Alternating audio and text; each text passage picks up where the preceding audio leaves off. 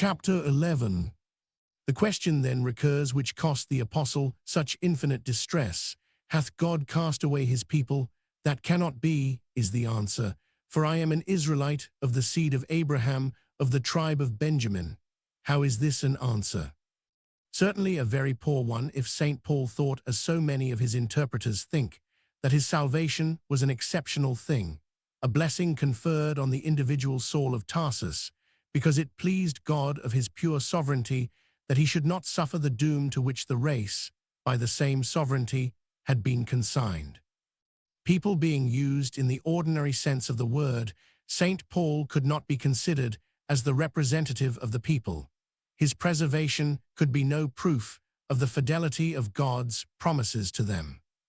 But if Israel were called out by God to represent the true state of man, to declare man's relation to God, to declare that the relation is a spiritual and not a carnal one, then any person who took his own standing upon that spiritual relation of man to God, who repudiated the carnal ground of confidence, who preached to Gentiles as well as Jews that they were spiritually related to God, such a person was not a mere fragment rescued from a rejected race. He embodied in himself the very principle of the race, the very purpose for which it had been called out. Though he were alone, the nation would survive in him. St. Paul, however, has no proud thought that he is alone. He recollects the case of Elias, how it seemed to him as if he were the last survivor of a God-worshipping tribe, as if the whole people were bowing to the Baal of Phoenicia, how he was taught that there were 7,000 men in the land of Ahab, in the land where there was no temple worship, who were trusting in the Lord God of their fathers. Even so, he says, there is a remnant according to the election of grace, a remnant in Isaiah's sense, in the sense of all the prophets, not the least in the sense of the modern predestinarian, a remnant which testifies that the root of the nation has not perished, that the substance of the oak and the tale tree remains, though the branches have perished, not one which proves that the great majority of branches have been lopped off, and a few preserved by an arbitrary decree. But the apostle insists upon his old doctrine. How has this remnant been preserved? Surely by the grace of God, by the grace of that loving, gracious being from whom all good in his creatures proceeds, not by some works or deserts of theirs. It was not necessary to reassert this principle in answer to the Jew who rejected the gospel. He had been confuted enough already. It had been demonstrated that he could only claim any election at all, any superiority to the Gentile in virtue of God's calling, and that when he set up any boast of superiority to the Gentiles, when he said that he was better than they, he renounced that claim and chose a test, which, unless all his history was false, must condemn him. But it was very necessary for the sake of the Christian church, the Gentile portion of it as well as the Jewish, that this principle should be reiterated, enforced, driven home. It was perfectly certain that in the Christian church there would arise the same lying thought which had arisen in the Jews. In ourselves, in virtue of some acts of ours or of our covenant, we are better than other men, and that this would produce worse fruits in the time to come than it had produced already. Therefore St. Paul must lay his axe to the root of the delusion. He must show the Gentiles what the meaning, cause, and conditions of the Jewish rejection and apostasy were, that they might understand how the like rejection and apostasy might befall themselves. How does the case stand then? Israel, the Israel after the flesh, those who have stood upon their fleshly privileges, have sought something which they have not found.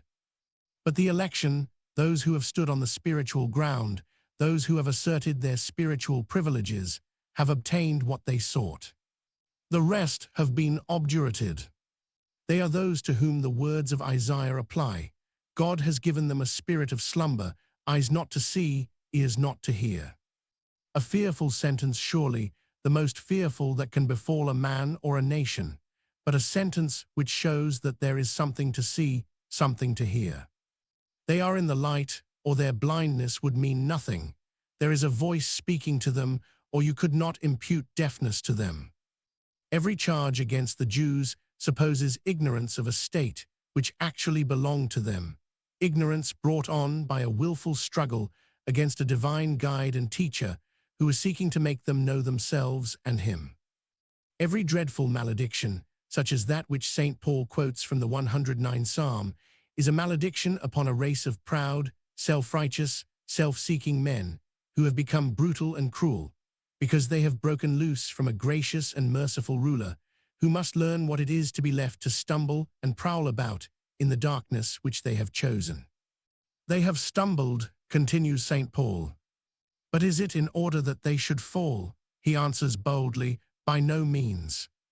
And then he proceeds with an argument which is based upon the truth he has been asserting in so many ways in this epistle, that neither Jews nor Gentiles were holy in themselves, that they were holy only because the root was holy, that the Jew could not boast against the Gentile, still less could the Gentile boast against the Jew, that each lived only so long as it abided by faith in the root, that each not abiding in the root might be cut off.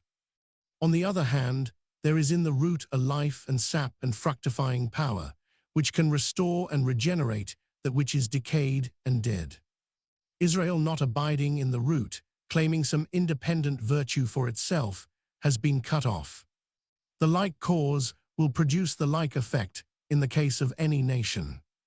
But let the Gentiles receive and acknowledge this mystery, however hard the apprehension of it may be, that blindness has happened to Israel until the fullness of the Gentiles has entered in. And so all Israel shall be saved, as it is written, there shall come a deliverer out of Zion, and shall turn away iniquities from Jacob. Mercy to the Gentiles in this way becomes the final cause of the Jewish fall, in order that the same mercy may reach to them, for God hath concluded them all in unbelief, that he may have mercy on all. I can give no interpretation of these words. I must simply leave them to interpret themselves to the mind of the reader. St. Paul did not profess to understand them himself, but he knew that they were true. He could realize their truth when he said, "Oh, the depth of the riches, both of the wisdom and knowledge of God." He did not try to sound a love which he found to be unfathomable. He was content to be lost in it.